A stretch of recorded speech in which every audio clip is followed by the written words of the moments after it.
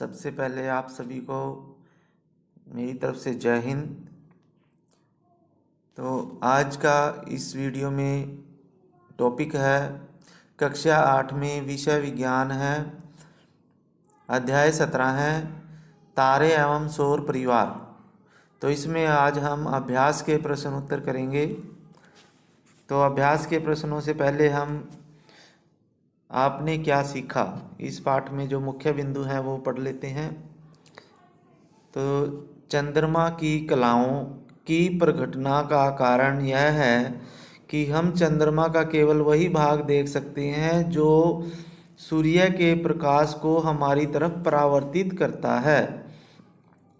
यानी चांद का केवल वही भाग हमें दिखाई देता है जो भाग सूर्य के प्रकाश को हमारी तरफ परावर्तित करता है। फिर दूसरा है तारे अपना प्रकाश उत्सर्जित करने वाले खगोलीय पिंड हैं। हमारा सूर्य भी एक तारा है। तीसरा है तारे पूर्व से पश्चिम की ओर गति करते हुए प्रतीत होते हैं। तारे पूर्व से पश्चिम की ओर गति करते हुए प्रतीत होते हैं। फिर है तारों की दूरियों को मापने के लिए हम प्रकाश वर्ष इकाई का प्रयोग करते हैं। फिर उसके बाद है तारामंडल तारों का ऐसा समूह है जो पहचानने योग्य आकृतियां बनाती हैं। फिर पृथ्वी से देखने पर जो ध्रुव तारा है वो हमें स्थिर दिखाई देता है। क्यों दिखाई देता है? क्योंकि यह तारा पृथ्वी के अक्ष की दिशा में के निकट है, इसलिए हमें वो स्थिर दिखाई देता है। फिर उसके बाद है सौर परिवार में 8 ग्रह, क्षुद्र ग्रह, धूमकेतु, उल्का पिंड के समूह से मिलकर बना है। तो सौर परिवार में ये सभी सदस्य हैं। फिर उसके बाद है चंद्रमा पृथ्वी का प्राकृतिक उपग्रह है। चंद्रमा ही अकेला इसका प्राकृतिक उपग्रह है। फिर है किसी ऐसे पिंड को जो किसी अन्य पिंड की परिक्रमा करता है उसे उपग्रह कहते हैं, जैसे पृथ्वी का उपग्रह चांद है। फिर उसके बाद है शुक्र ग्रह रात को आकाश में दिखाई देने वाला सबसे चमकीला ग्रह है। फिर है बृहस्पति सौर परिवार का सबसे बड़ा ग्रह है। फिर है कृत्रिम उपग्रह पृथ्वी की परिक्रमा करते हैं। ये चंद्रमा की अपेक्षा पृथ्वी के बहुत समीप है। जो कृत्रिम उपग्रह होते हैं उनका उपयोग मौसम की भविष्यवाणी, दूर संचार, दूर संवेदन में किया जाता है। तो अब इसके अभ्यास के प्रश्न समझेंगे। तो अभ्यास के प्रश्नों में सबसे पहला प्रश्न है ऑप्शन टाइप प्रश्न है, ये 1 2 3 प्रश्न। तो सबसे पहला प्रश्न है निम्नलिखित में से कौन परिवार का सदस्य नहीं है? तो इसमें क्षुद्र ग्रह, उपग्रह, तारामंडल, धूमकेतु। तो इसमें जो तारामंडल है ये सौर परिवार का सदस्य नहीं है। फिर उसके बाद निम्नलिखित में से कौन सूर्य का ग्रह नहीं है? तो बुध ग्रह भी है, शुक्र भी है, शनि भी है, पृथ्वी भी है, लेकिन सीरियस जो है एक तारे का नाम है, तारामंडल है, तो ये वो इसका उपग्रह ये सूर्य का ग्रह नहीं है।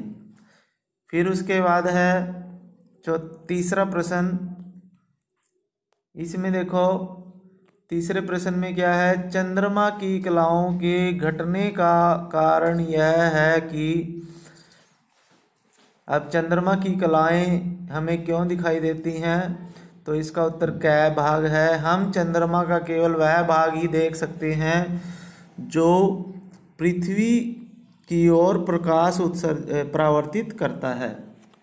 यानी जिस भाग से हमें सूर्य का प्रकाश परावर्तित होता हुआ दिखाई देता है केवल वही भाग हमें दिखाई देता है चंद्रमा का। फिर उसके बाद है चौथा प्रश्न रिक्त स्थान भरिए। तो सबसे पहला है सूर्य के सबसे अधिक दूरी वाला ग्रह, तो ये है नेपच्यून। तो नेपच्यून ग्रह होता है सबसे दूर ग्रह है। फिर है भाग वर्ण में रक्तांब प्रतीत होने वाला ग्रह, तो ये मंगल ग्रह होता है जो लाल रंग का दिखाई देता है हमें। फिर है तारों के ऐसे समूह जो कोई पैटर्न बनाता है, उसे हम तारामंडल कहते हैं। गै भाग में तारामंडल आएगा। फिर चौथा, ग्रह की परिक्रमा करने वाले खगोलीय पिंड को उपग्रह कहते हैं। फिर शूटिंग स्टार वास्तव में तारा नहीं है, जो शूटिंग स्टार है वो तारा नहीं है। फिर उसके बाद है क्षुद्र ग्रह, छह भाग में क्षुद्र ग्रह का कौन कौन से ग्रह के बीच में होते हैं? मंगल और बृहस्पति की कक्षाओं के बीच में पाए जाते हैं। फिर पांचवा प्रश्न में आएगा हमारे पास सत्य और असत्य देखने हैं। तो सत्य और असत्य देखेंगे तो इसमें देखो, पहला है ध्रुव तारा सौर परिवार का सदस्य है, तो ये ध्रुव तारा जो है सौर परिवार का सदस्य नहीं है, तो इसलिए ये गलत है, फाल्स है। बुध सौर परिवार का सबसे छोटा ग्रह है, तो ये सही है।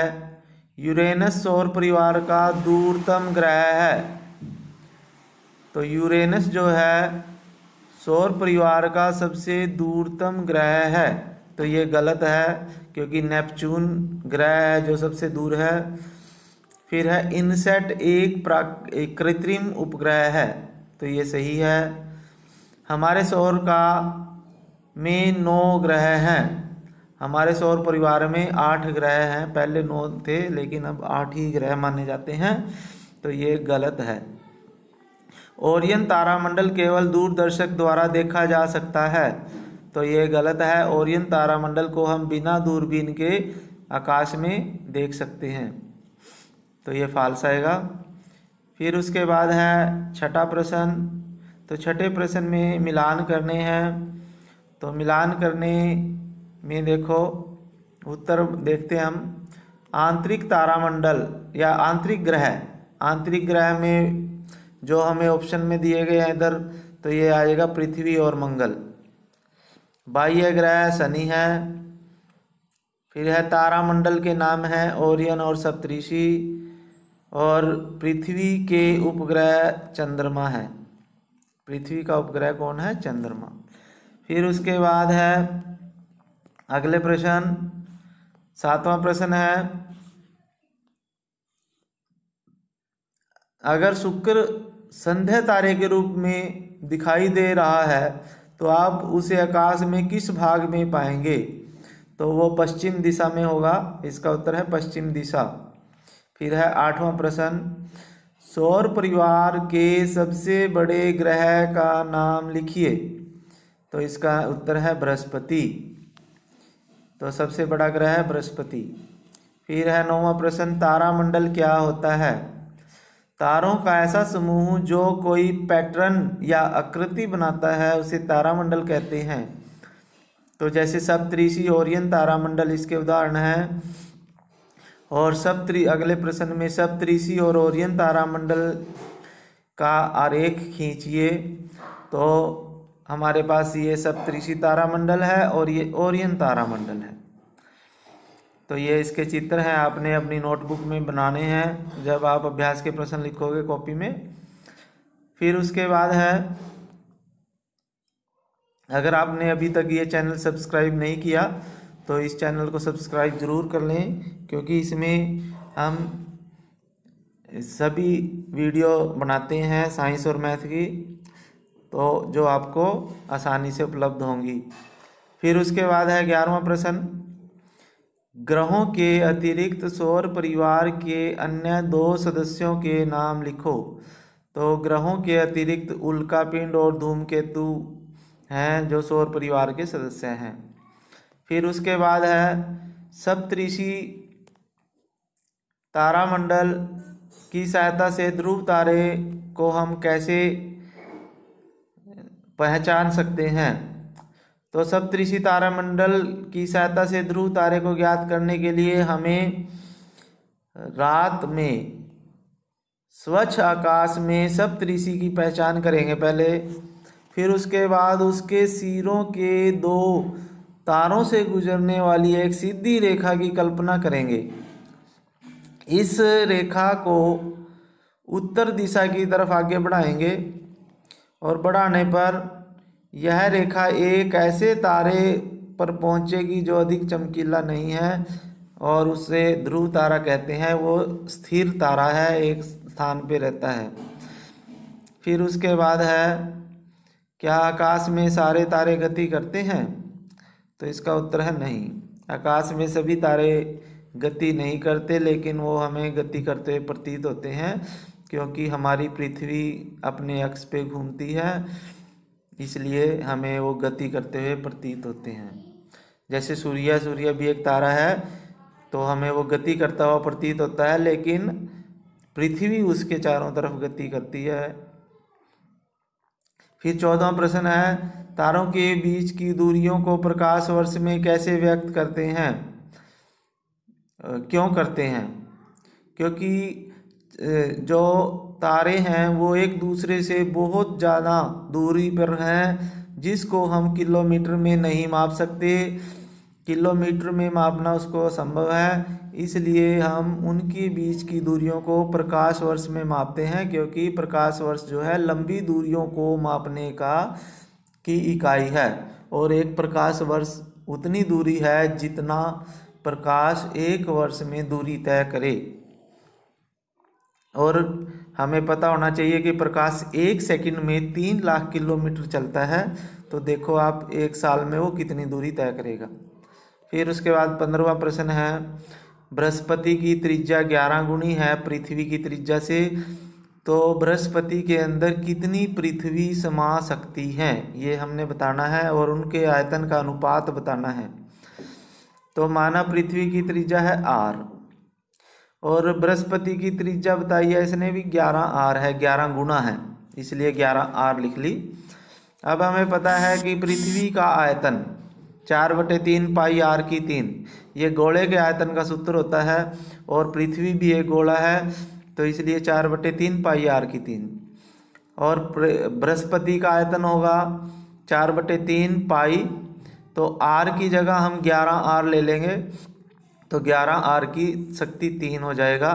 तो जब हम इन दोनों का अनुपात निकालेंगे तो 4/3 से 4/3 कैंसिल हो जाएगा, पाई से पाई कैंसिल हो जाएगा, r की 3 से r की 3, और ऊपर रह जाएगा 11 की शक्ति 3। तो 11 की शक्ति 3 का मतलब है 11 को 3 बार गुणा करेंगे तो 1331 आएगा इनका अनुपात। तो यानी बृहस्पति इतना बड़ा ग्रह है कि उसमें 1331 पृथ्वी समा सकती हैं। फिर उसके बाद है 16वां प्रश्न है हमारे पास। 16वें प्रश्न में देखो, हमारे पास ये सौर परिवार का ये चित्र दिया गया है और इसने पूछा है कि क्या ये सही है? तो ये जो चित्र है ये सही नहीं है। क्यों नहीं है? क्योंकि इसमें देखो आप, ये बुध है, पहला ग्रह बुध आता है, फिर शुक्र आता है, लेकिन इसने मंगल दिया है। बुध शुक्र पृथ्वी के बाद मंगल ग्रह आता है, तो ये एक तो ग्रहों की स्थिति अलग है, और जो उल्का ये हमारे पास ये क्षुद्र ग्रह हैं, तो ये भी इनकी भी स्थिति गलत है। तो जो सही चित्र है वो आपको अभी दिखाते हैं। तो सही चित्र ये है, इसमें देखो,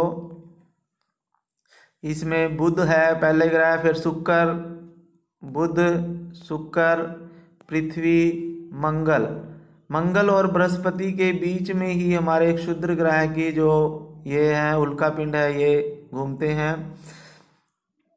फिर शनि ग्रह आता है, फिर यूरेनस आता है, फिर नेपच्यून। तो ये सही सौर मंडल का जो परिवार है, सौर परिवार, उसका सही उत्तर है।